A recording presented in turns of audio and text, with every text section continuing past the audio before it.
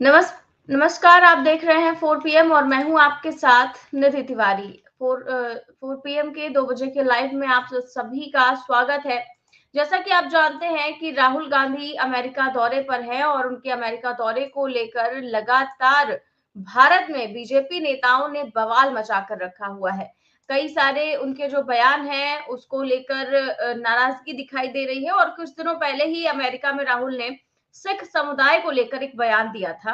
राहुल के इस बयान के बाद सियासी हंगामा शुरू हो गया है। देश में जो सिख समुदाय के लोग हैं, कई लोग उनमें से राहुल गांधी के बयान पर आपत्ति जाहिर कर चुके हैं और अब राहुल गांधी को खुलेआम जान से मारने की धमकी दी गई है और ये धमकी दी है बीजेपी नेता और पूर्व विधायक तरविंदर सिंह मारवा ने।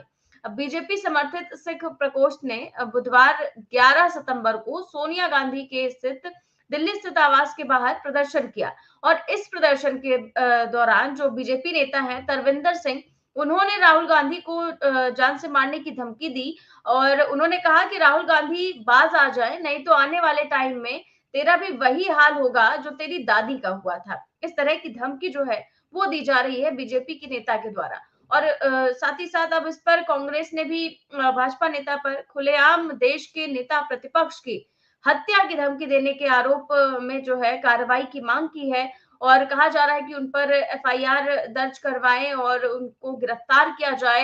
बीजेपी उन पर एक्शन ले, पुलिस उन पर एक्शन ले, लेकिन फिलहाल किसी तरह की कोई एक्शन की बात सामने नहीं आई है। तो सबसे पहले मैं बता दूं कि राहुल गांधी ने अमेरिका में कहा क्या था। तो उन्होंने कहा था कि भारत में सिख समुदाय के बीच इस बात की चिंता है कि उन्हें पगड़ी और कड़ा पहनने की इजाजत मिलेगी या नहीं, क्या वो गुरुद्वारे जा पाएंगे। ये चिंता सिर्फ सिखों की नहीं बल्कि बाकी धर्म के लोगों की भी है। तो ये उन्होंने टिप्पणी की थी। इसी को लेकर बीजेपी के नेता जो बीजेपी समर्थित जो सिखों को लेकर जो एक बनाई गई है टीम, वो लोग प्रदर्शन कर रहे हैं राहुल गांधी के आवास के बाहर, सोनिया गांधी के आवास के बाहर और दिल्ली में कई जगह इस तरह के प्रदर्शन देखे जा रहे हैं। लेकिन इस तरह की धमकी आज से पहले कभी नहीं देखी गई, इसीलिए इसको लेकर बवाल मचा हुआ है। इसके अलावा इस पर तो आज हम बात करेंगे ही करेंगे। साथ ही साथ आखिरकार प्रधानमंत्री मोदी ऐसी कौन सी जगह पहुंच गए कि जो देश भर में बवाल मचा हुआ है, उसको लेकर कई सारे खबरें बन चुकी हैं। इस पर भी हम चर्चा करेंगे और इस चर्चा में हमारे साथ मौजूद है प्रोफेसर कृष्णस्वामी सर। सर, बहुत बहुत स्वागत है आपका। तो आपने देखा सर कि सबसे पहले तो ये मैं वीडियो दिखाना चाहूंगी और इसके बाद हम इस पर चर्चा करेंगे। बाज आजा, नहीं से आने वाले टाइम में तेरा भी वो हाल होएगा राहुल गांधी जो तेरे दादी का हाल है। राहुल गांधी बाज आजा, नहीं से आने वाले टाइम में तेरा भी वो हाल होएगा राहुल गांधी जो तेरे दादी का हाल है। तो ये सर हैं, बीजेपी नेता हैं, पूर्व विधायक भी रह चुके हैं, काफी सीनियर भी लग रहे हैं और ये देखिए इस तरह की बयानबाजी कर रहे हैं। राजनीति आखिर कहाँ तक चली जाएगी, कुछ समझ पाना मुश्किल है, क्योंकि अभी ये केवल शब्द बाड़ों तक सीमित नहीं रह गई है, सीधे खुलेआम धमकी दी जाने लगी है और धमकी भी ऐसी वैसी नहीं बल्कि जान लेने की, हत्या करा देने की और मार देने की धमकी दी जा रही है। जय संविधान। देखिए निधि, जो गोडसे को मानने वाले हैं वो इसी तरह की बात करेंगे, जैसे जिनके आदर्श गोडसे हों और जो महात्मा गांधी की हत्या को जस्टिफाई करें और जो उस पार्टी के हों वो ऐसी ही बात करेंगे। देखिए, आप सिखों की बात छोड़ दीजिए, मुझ जैसे हिंदुओं को भी डर लगता है क्योंकि गुंडागर्दी बढ़ गई है। आर्यन मिश्रा, एक ब्राह्मण बालक, एक हिंदू बालक, उसको क्यों मारा गया, चलिए ये बताएं। उत्तर प्रदेश के अंदर एक यादव की हत्या क्यों की गई, बाकी लोगों को अरेस्ट किया गया, उसको क्यों एनकाउंटर में मारा गया, ये बताएं। ये बताएं कि वेस्ट बंगाल के अंदर आपने वो वीडियो देखी होगी, एक आईपीएस ऑफिसर, एक सीनियर आईपीएस ऑफिसर जो सिख ऑफिसर है, वो भीड़ उसको चारों तरफ से घेर रही है। भारतीय जनता पार्टी के कार्यकर्ता हैं जो उसको कह रहे हैं एक्सट्रीमिस्ट, टेररिस्ट, और वो आईपीएस अफसर का मतलब बड़ा पुलिस अधिकारी, वो कह रहा है कि तुम मुझे इसलिए टेररिस्ट कह रहे हो, इसलिए आतंकवादी कह रहे हो कि मैंने टर्बन पहनी हुई है, क्योंकि मैं सिख हूं इसलिए तुम मुझे आतंकवादी कह रहे हो। अच्छा चलिए इन सरदार जी से ये पूछा जाए, कंगना रनौत से जरा पूछ लीजिए, जब वो सिख लोग, सिख किसान, सिख अन्नदाता और बैठे थे वहां पर, वहां पे एक बेटी जिसको, जो सीआरपी उसकी सीआईएसएफ की कांस्टेबल थी, जिसने इनको थप्पड़ मारा था, वो किस कौम की थी? वो सिख थी ना। उसको बिना जाने बूझे आपने क्यों कहा कि वहां पे रुपये के चक्कर में, 100 रुपए के चक्कर में किसान वहां बैठे हुए हैं, अन्नदाता वहां बैठा हुआ है। अच्छा चलिए ये बताइए सरदार जी, मुझे ये बताएं, हिंदू राष्ट्र बनेगा, भारतीय जनता पार्टी हिंदू राष्ट्र बनाना चाहती है ना? सिख हिंदू है क्या? जो हमारे रिचुअल्स होते हैं उनको सिख उसका पालन करते हैं क्या? अगर हिंदू राष्ट्र बनेगा जिसमें भगवान श्री राम को मानना और सारे सनातन परंपराओं का पालन करना, मुझे तो कोई परेशानी नहीं, मैं तो सनातनी हूं, मैं तो हिंदू हूं। लेकिन मुझे हां इस बात से परेशानी है कि मेरे भारतवर्ष का परिवार टूट जाएगा। आदिवासियों की परंपराएं अलग हैं, पेरियार को मानने वालों की परंपराएं अलग हैं, अंबेडकर को मानने वाले की परंपराएं अलग हैं, आर्य समाजियों की परंपराएं अलग हैं। आर्य समाजी भी हिंदू है लेकिन वो मूर्ति पूजा नहीं करते। जो अंबेडकरवादी लोग हैं वो कसमें खाते हैं कि हम मूर्ति पूजा नहीं करेंगे। जो राजेंद्र प्रसाद गौतम को केवल मंत्री पद से इसलिए हटा दिया गया कि उन्होंने कस्में खिलाई थी कि हम मूर्ति पूजा नहीं करेंगे। तो क्या हिंदुस्तान को तोड़ना चाहते हैं आप? हमें नहीं चाहिए हिंदू राष्ट्र। हम सिख राष्ट्र, हिंदू राष्ट्र की बात करने वालों को देशद्रोही मानते हैं। और ये सरदार जी ये कह रहे हैं कि ये गोडसे बनना चाहते हैं। अरे राहुल गांधी जो बात कह रहे हैं, केवल सिखों को डर नहीं लग रहा है, मैं तो बार बार ये बात कहता हूं, केवल मुसलमानों को डर नहीं लग रहा है, केवल क्रिश्चियनों को डर नहीं लग रहा है, केवल दलितों को डर नहीं लग रहा है, केवल आदिवासियों को डर नहीं लग रहा है, हम जैसे सनातनियों को भी डर लग रहा है। क्योंकि जो सनातन धर्म का मूल है उसको न मानने वाले गुंडागर्दी पे उतर आए। जो हम वसुधैव कुटुंबकम की बात करते हैं, जो स्वामी विवेकानंद ने शिकागो में जाके भाषण दिया था, हिंदुत्व का मतलब समझाया था, ये लोग उससे भटक गए और ये उसके समर्थक हैं। अरे आप अपने धर्म का पालन कीजिए, हम अपने धर्म का पालन करें। कोई पगड़ी, अच्छा ये बताइए उस स्टेटमेंट का क्या मतलब था कि हम कपड़ों से पहचान लेते हैं?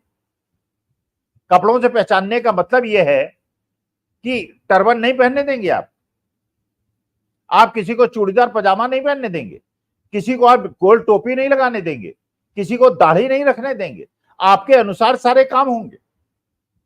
अरे मैं टीका लगाता हूं, मैं सनातनी हूं, मैं भगवान की पूजा करता हूं, लेकिन मैं चाहता हूं कि हिंदुस्तान में अलग अलग पंथ, अलग अलग संप्रदाय, अलग अलग तरीके अपनाने वाले लोग हैं और हिंदुस्तान में अलग अलग प्रथाएं हैं, उन प्रथाओं का सम्मान हो, हिंदुस्तान एक ज्वाइंट फैमिली की तरह चले।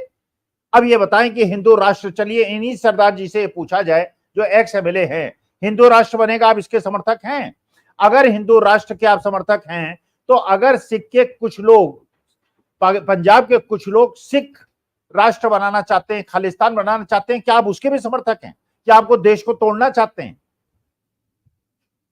तो असली मुद्दा यह है कि गोडसे के समर्थक बाबा साहब भीमराव अंबेडकर, महात्मा गांधी, और जिस प्रकार पंडित जवाहरलाल नेहरू और महात्मा गांधी, सरदार पटेल ने हिंदुस्तान को एक कड़ी में बांधा था, एक जॉइंट फैमिली बनाया था, ये लोग उसको तोड़ना चाहते हैं। और राहुल गांधी केवल ये बता रहे हैं कि डर उन सबको लगता है।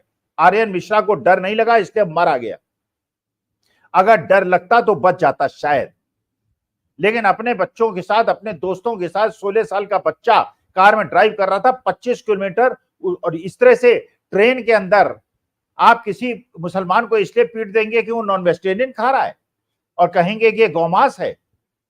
आपकी एक स्कूल के अंदर एक बच्चे को इसलिए निकाल देंगे कि तुम मांस खाते हो, इसलिए तुम जो हो मंदिरों को तोड़ोगे। ये जो जहर तुमने बोल दिया है हिंदुस्तान को, ये हिंदुस्तान को टुकड़े टुकड़े कर देगा, जो हम नहीं होने देना चाहते। आप किसी धर्म के हो, आप किसी जाति के हो, आप किसी प्रकार की पूजा पद्धति में बिलीव करते हैं, अगर आप हिंदुस्तानी हैं और हिंदुस्तान के प्रति आपके समर्पण है, आप हमारे भाई हैं। जी, और ये जो इन्होंने बहुत ही ओछी टिप्पणी जो की है, उसको लेकर कई सारे बयान सामने आ चुके हैं और ट्वीट किया गया है। सबसे पहले मैं कांग्रेस का ट्वीट दिखाना चाहूंगी। ये वीडियो ट्वीट करते हुए उन्होंने लिखा है कि दिल्ली बीजेपी का नेता और पूर्व विधायक तरविंदर सिंह मारवा ने आज प्रदर्शन के दौरान कहा कि राहुल गांधी बाज आ जा, नहीं तो आने वाले टाइम में तेरा भी वही हाल होगा जो तेरी दादी का हुआ। बीजेपी का ये नेता खुलेआम देश के नेता प्रतिपक्ष की हत्या की धमकी दे रहा है। नरेंद्र मोदी जी अपने पार्टी के इस नेता की धमकी पर आप चुप नहीं रह सकते हैं। ये मामला बेहद गंभीर है। आपके पार्टी के नफरत की फैक्ट्री का ये प्रोडक्ट है, इस पर कार्रवाई करनी ही होगी। इसके अलावा इमरान प्रतापगढ़ी लिखते हैं कि राहुल गांधी की हत्या की धमकी देता ये भाजपा नेता भाजपा की विचारधारा का जीता जागता प्रमाण है। प्रधानमंत्री जी बताएं कि नेता प्रतिपक्ष को जान से मारने की धमकी देने वाले अपने नेता के बारे में उनके क्या विचार हैं। वहीं इसको लेकर पवन खेड़ा है, उन्होंने लिखा कि प्रधानमंत्री जी, ये है पिछले 10 साल की आपकी राजनीति का परिणाम, ये है आपका योगदान और ये है आपकी विरासत। बड़ा गर्व हो रहा होगा आपने इस लाडले पर आपको। वैसे आपका ये नेता किसके मन की बात कर रहा है? तो ये सारे ही नेता और सारे ही ट्वीट के जरिए सीधे सीधे प्रधानमंत्री मोदी से सवाल पूछा गया है कि क्या ये बीजेपी के आदेश पर हुआ, क्या ये प्रधानमंत्री मोदी के आदेश पर हुआ, या प्रधानमंत्री मोदी इस पर कोई कार्रवाई क्यों नहीं करते हैं? क्या आप सोचते हैं इस बारे में? देखिए निधि, वास्तविकता ये है कि इस प्रकार के स्टेटमेंट देने वालों को भारतीय जनता पार्टी में प्रमोशन मिलता है, उनको बड़े पद मिलते हैं।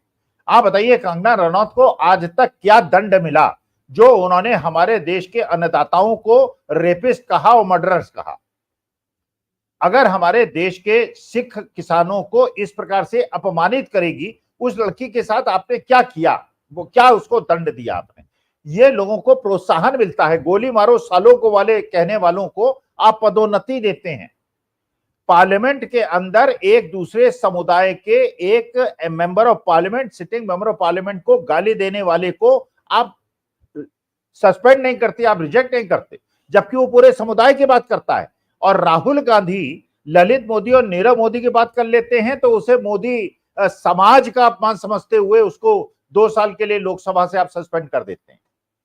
देखिए मुश्किल क्या है कि मैं तो ये मानता हूं, मेरा क्या धर्म है, ये मेरा क्या जाति है, इसका कुछ मतलब नहीं है। असली मतलब यह है कि मैं क्या एक ट्रू इंडियन हूं, मैं भारत का एक समर्पित देशवासी हूं या नहीं। और जो भी आदमी हिंदू राष्ट्र की बात करता है, जो मुस्लिम राष्ट्र की बात करता है, या मुसलमान अपीसमेंट की बात करता है, या उन्हें उत्तेजित करने की बात करता है, या हिंदुओं को उत्तेजित करने की बात करता है, ऐसे लोगों को कठोरतम दंड मिलना चाहिए। और माननीय मोदी जी से मैं निवेदन करना चाहता हूं, इस आदमी को, लेकिन वो अरेस्ट नहीं होगा, एफआईआर नहीं लिखी जाएगी, क्योंकि ये एक प्रकार से राहुल गांधी को घेरते घेरते इन्होंने राहुल गांधी को इतना बड़ा नेता बना दिया है कि उनका रास्ता साफ कर दिया है। जितनी गाली देंगे आप, खुले आम किसी आदमी को मारने की धमकी दे रहे हैं, ये दंडनीय अपराध है। और ऐसी धमकी, और वो भी लीडर ऑपोजिशन को, इसका मतलब यह है कि इसको संरक्षण प्राप्त है। और ये केवल इसलिए इसने ये स्टेटमेंट दिया है जिससे लाइमलाइट में आ जाए, माननीय मोदी जी इसको एक्स में फॉलो करने लगे और ये बड़ा नेता बन जाए। क्योंकि बड़ा नेता आज की तारीख में भारतीय जनता पार्टी में वही देता है, बनता है, जो राहुल गांधी को गाली देता है। जी, ये बात तो बिल्कुल सही है। और कई बार आपने देखा है कि किसी भी अपमान के लिए अगर कोई विपक्ष के नेताओं ने अगर किसी भी सत्ता पक्ष के नेताओं का अपमान किया हो, उनके खिलाफ बयानबाजी की हो, तो उनके खिलाफ एफआईआर दर्ज हो जाती है। उनके बारे में अपशब्द अगर बोल दिया है, तो यहाँ तक कि राहुल गांधी की तो सदस्यता उसी पर चली गई थी, आपने अभी बताया। लेकिन सीधे तौर पर इस तरह की धमकी, जान लेने की धमकी अगर दी जा रही है, तो उस पर अभी तक कोई कार्रवाई नहीं हुई, क्योंकि भारतीय जनता पार्टी के नेता है और ना ही भारतीय जनता पार्टी का कोई बयान इस पर आया है। तो ये तो एक अराजकता की स्थिति है। अगर राजनीति में इस तरह की अराजकता आ जाए कि सीधे तौर पर नेताओं को जान से मारने की धमकी दी जाए, तो फिर राजनीति कहाँ चली जाएगी? देखिए वही मुश्किल हो गई है ना कि अगर आप इसको अराजकता कहेंगे तो आपको देश विरोधी कह देंगे। अरे आपका ये 4 PM का कार्यक्रम जो है केवल हिंदुस्तान में लोग देखते हैं क्या? इसको क्या विदेश में नहीं देखते हैं? ये इंटरनेट पे, यूट्यूब पर पूरे वर्ल्ड के अंदर देखा जाता है। तो वास्तविकता में इस चीज से हमारे देश की छवि इंप्रूव होती है या खराब होती है? जब राहुल गांधी ये स्टेटमेंट अमेरिका के अंदर दे रहे थे, आप ध्यान से देखिएगा, उस वीडियो को चलवाइएगा, वहां पे सिख समुदाय के बहुत सारे लोग बैठे थे और सब ताली बजा रहे थे। क्योंकि देखिए, मैं सिख नहीं हूं, मैं हिंदू हूं, सनातनी हूं, लेकिन अगर मैं सिख होता और हिंदू राष्ट्र की बात होती और यह होता कि मूर्ति पूजा करनी पड़ेगी, तो मुझे डर लगता। अगर मैं मुसलमान होता मुझे डर लगता, अगर मैं अम्बेडकराइट होता मुझे डर लगता, मैं आर्य समाजी होता मुझे डर लगता, क्योंकि मैं सनातनी हूं और मैं मूर्ति पूजक हूं। इसके बावजूद मुझे डर लग रहा है क्योंकि देश टूट रहा है।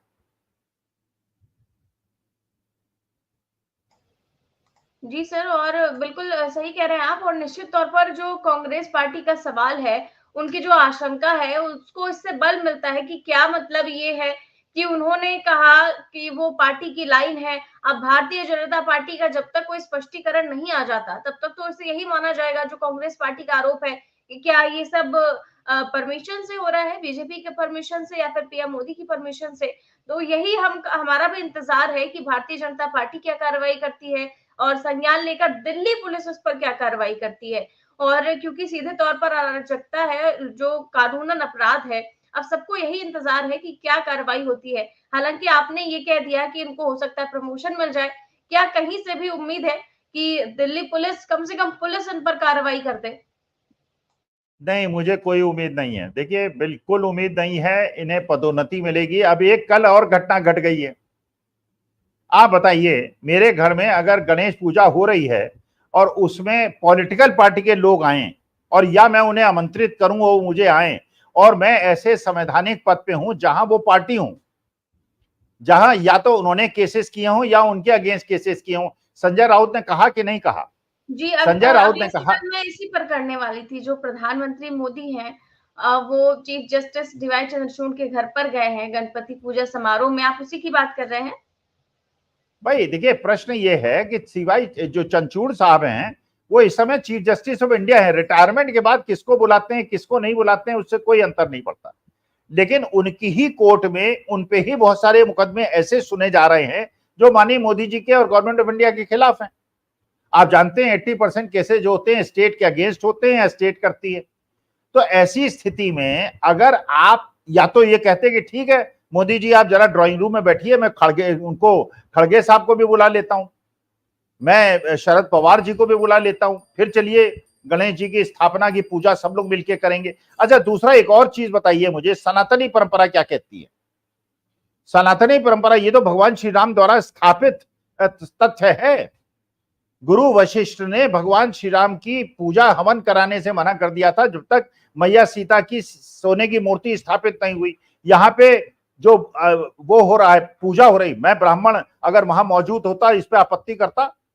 भाई या तो चंद्रचूड़ साहब अपनी पत्नी के साथ वो करते आरती और मोदी जी जो है घंटी बजाते, लेकिन या मोदी जी अपनी पत्नी के साथ आते, वो आरती करते, तब घंटी अरे चंद्रचूड़ साहब घंटी बजा रहे हैं और मोदी जी जो है आरती कर रहे हैं।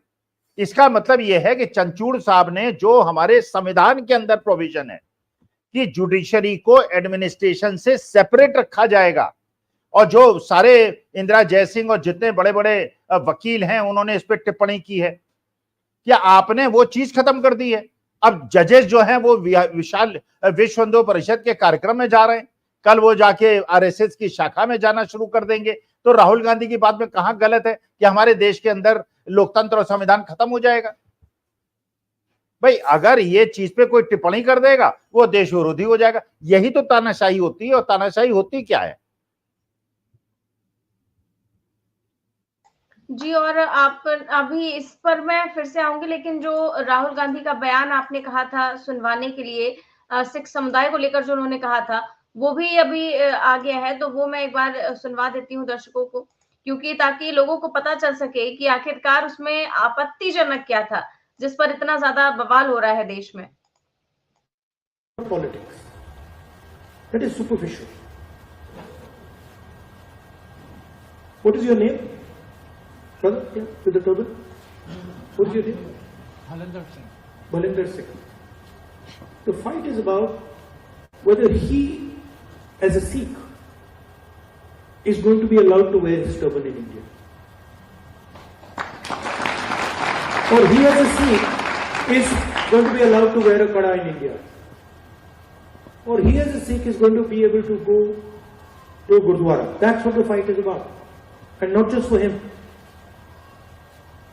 for all religions. Fight is also about, I can see here in the crowd, people from Tamil Nadu, Punjab, Haryana. I can see all these people. Telangana, Karnataka, Andhra Pradesh. Right? So now, see, when I say Kerala, see, I've been a member of parliament for Kerala. So when I say Kerala, first Maharashtra, Andhra Pradesh now.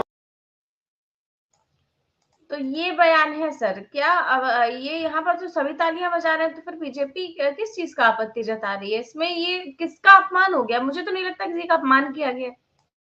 अच्छा बताइए, कोई आदमी ये कहे कि उसको डर लगता है, ये कौन सी परेशानी की चीज है भाई? डर तो ऐसी चीज है किसी को भी लग सकता है। आमिर खान की पत्नी ने कह दिया कि डर लगता है तो वो देश विरोधी हो गए। अरे डर तो मुझे भी लगता है भाई। ये तो राहुल गांधी ने जब नारा दिया कि डरो मत, और महात्मा गांधी और भगत सिंह और चंद्रशेखर आजाद और शौकतुल्लाह की बात हुई, हम लोगों में हिम्मत आई, क्योंकि हमें डराया गया है। और हमें क्यों डराया गया है? मैं सिख तो नहीं हूं, मैं क्रिश्चियन तो नहीं हूं, मैं हिंदू हूं, सनातनी हूं, ब्राह्मण हूं। इसके बावजूद मुझे इसलिए डर लगता है क्योंकि मैं गोडसे का विरोधी हूं, क्योंकि मैं गांधी और बाबा साहब भीमराव अंबेडकर का समर्थक हूं।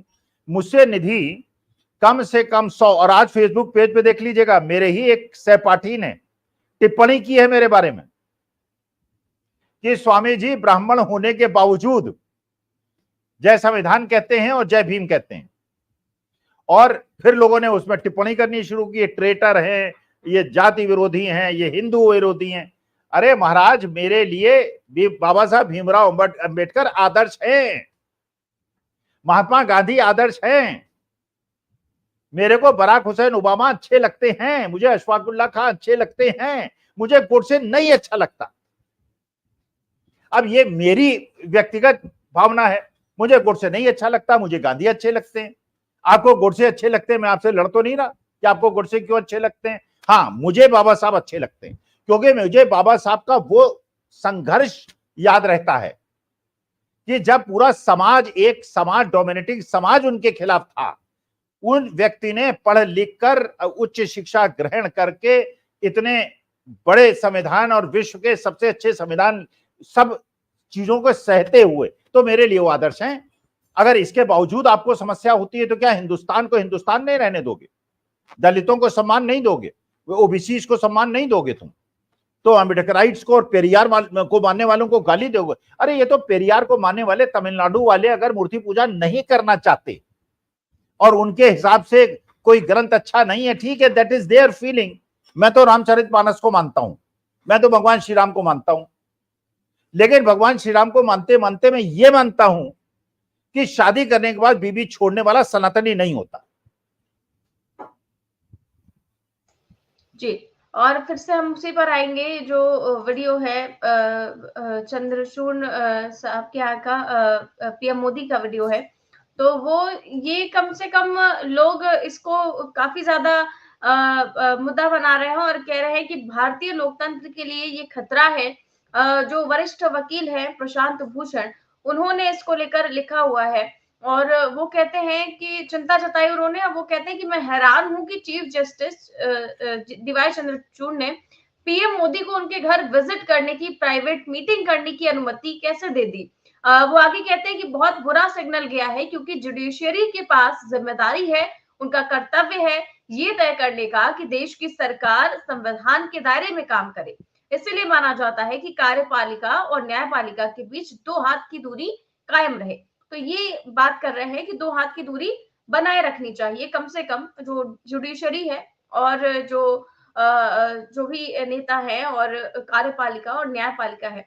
तो क्या ये जो सवाल उठाया है प्रशांत भूषण ने, जो लोगों के मन में सवाल आ रहे हैं उसको लेकर, क्योंकि अब बीजेपी कह रही है कि ये लोग हिंदू विरोधी हैं, क्योंकि ये तो गणेश पूजा का विरोध कर रहे हैं, तो इसमें हिंदू विरोधी वाली बात है या फिर ये बात न्यायपालिका और कार्यपालिका की है? देखिए, सोशल मीडिया में निधि एक चीज और प्रसारित हो रही है, अब झूठ है या सच ये मुझे नहीं पता। वो ये पता चला है कि मोदी जी को आरएसएस ने, मोहन भागवत जी ने ये इंस्ट्रक्शन दे दी है कि देश के अगले प्रधानमंत्री चंद्रचूड़ साहब होंगे और मोदी जी को स्टेप डाउन करना है और उनको मार्गदर्शक मंडल में चला जाना। ये सोशल मीडिया पे चल रहा है और चंद्रचूड़ साहब ने इसीलिए, क्योंकि पहले भी एक चीफ जस्टिस ऑफ इंडिया थे, राज्यसभा के मेंबर बन गए, बहुत सारे लेफ्टिनेंट जनरल और जनरल जो है वो राज्यपाल बन के आनंद ले रहे हैं। तो ये खबर है कि ये बात हो गई है कि चंद्रचूड़ साहब अगले 2 महीने आप कृपा करके अच्छे निर्णय लीजिए, और उसके बाद आरएसएस और बीजेपी के बीच में समझौता हो गया है कि चंद्रचूड़ साहब देश के अगले प्रधानमंत्री बनेंगे। और इस प्रकार का मैसेज देके महाराष्ट्र के इलेक्शन को भी साधने का प्रयास हो रहा है। लेकिन ये नहीं समझ रहे हैं कि जुडिशरी को जो एक प्रश्न चिन्ह पे, क्योंकि हम लोग नॉर्मली, देखिए हम लोग जुडिशरी पे प्रश्न नहीं उठाते, क्योंकि हमारे लिए जो न्यायपालिका है वो भगवान का रूप होती है। लेकिन ये बात बिल्कुल सही है कि गणेश पूजा आप करिए, किसी को कोई परेशानी नहीं है। मैं खुद गणेश पूजा कर रहा हूं, चंद्रचूड़ साहब करें, लेकिन चंद्रचूड़ साहब अपने घर में करें। और अगर एक पॉलिटिकल पार्टी वाले को बुला रहे हैं तो सारे पॉलिटिकल पार्टी वालों को बुला लें। भाई खड़गे साहब को क्यों नहीं बुलाया आपने? बुलाइए खड़गे साहब को, शरद पवार को बुलाइए आप, उसमें सिखों को भी बुलाइए, उसमें दलितों को भी बुलाइए, उसमें आदिवासियों को भी बुलाइए, उसमें पूरा कर दीजिए, पूरा दरबार लगा दीजिए। चंद्रचूड़ साहब, उसमें क्या परेशानी है? आप सारे पॉलिटिकल, चंद्रशेखर आजाद को भी बुला लीजिए, बहन मायावती को भी बुला लीजिए, तेजस्वी यादव को भी बुला लीजिए। केवल मोदी जी को बुलाने का क्या मतलब है? जी, और अभी मैं देख रही हूँ प्रेस कॉन्फ्रेंस शायद हुई है और नीचे ब्रेकिंग चल रही है कि बीजेपी ये कह रही है कि पहले तो पीएम और सीजीआई मिलकर इफ्तार करते थे और अब गणेश पूजा कर रहे हैं, तो उससे क्या दिक्कत है? इफ्तार से तो दिक्कत नहीं थी। नहीं, दिक्कत नहीं है। प्रश्न ये उठता है कि आप भाई अगर मैं चीफ जस्टिस ऑफ इंडिया होता, निधि, मान लीजिए मैं चीफ जस्टिस ऑफ इंडिया होता और मुझे पता होता कि ये व्यक्ति जो है, ये इसका केस, मेरे यहाँ केस पेंडिंग है, मैं उससे कहता कि महाराज ऐसा है, कृपा करके आप बड़े आए, आपकी बड़ी कृपा है, लेकिन यहाँ घर पे हम नहीं मिल सकते हैं, बहुत फंक्शन होते हैं, जिस फंक्शन के अंदर हम लोग मिलेंगे वहां भी हम लोग मां सरस्वती के लिए दीप प्रज्वलित करते हैं, वहां पे हम करेंगे, क्योंकि वो समाज के पूरे उसके सामने। अच्छा, दूसरा इस पे आपत्तिजनक जो चीज है, जो मैं चंद्रचूड़ साहब का क्योंकि बहुत सम्मान करता हूं, उन्होंने वीडियो खुद प्रसारित किया है। अगर ये वीडियो चंद्रचूड़ साहब ने प्रचारित किया है, उसे प्रसारित किया है, उसको सर्कुलेट किया है, तो मेरे ख्याल से ये उचित नहीं है, ये नहीं उन्हें करना चाहिए था। लेकिन अभी भी हम उनका सम्मान करते हैं, हम उनके खिलाफ कोई टिप्पणी नहीं करेंगे। लेकिन ये केवल प्रश्न गणेश पूजा का नहीं है, ये प्रश्न है कि जिनके केसेस आपके यहाँ पेंडिंग है, उनको आप अपने घर में आमंत्रित कर रहे हैं और उनसे आरती करा रहे हैं और खुद घंटी बजा रहे हैं। जी, बिल्कुल सही कह रहे हैं और शायद इसीलिए इस बात को लेकर इतना ज़्यादा हंगामा बरपा हुआ है और इसी बात को लेकर जो है लोग सवाल उठा रहे हैं, विपक्ष भी सवाल उठा रहा है और जो आम आदमी है वो भी चिंता व्यक्त कर रहा है कि कम से कम सीजीआई को अपने पद की गरिमा का ध्यान रखते हुए प्रधानमंत्री मोदी को नहीं बुलाना चाहिए था। यहाँ तक कि संजय राउत ने तो ये तक मांग कर दी है कि सीजीआई अपने आप को बाहर करे, हमारे जो फैसले हैं महाराष्ट्र को लेकर, जो फैसले हैं उसको लेकर। तो इन्हीं सब चीजों को लेकर आज हमने चर्चा की। बहुत-बहुत शुक्रिया आपका सर।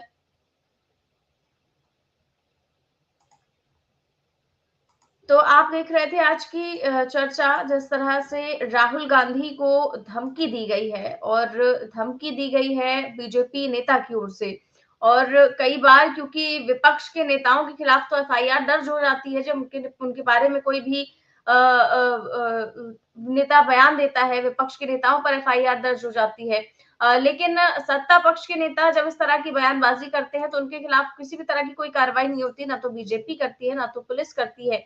तो ये सीधे तौर पर इस तरह की धमकी अगर दी जा रही है और उस पर अभी तक कोई कार्रवाई नहीं हुई है, भारतीय जनता पार्टी के नेता ने ये धमकी दी है और उनकी तरफ से कोई बयान तक सामने नहीं आया है और ये बिल्कुल अराजकता की स्थिति है। अगर राजनीति में इस तरह की अराजकता आ जाए तो सीधे तौर पर ये बहुत ही खतरनाक एक चीज है और इसीलिए इस बात को गंभीरता से लेते हुए आज हमने इसी को लेकर चर्चा की कि कोई इस तरह की जान से मारने की धमकी कैसे दे सकता है। तो कैसी लगी आपको ये चर्चा, हमें कमेंट बॉक्स में जरूर बताएं। चैनल को सब्सक्राइब भी करें और ज्वाइन भी।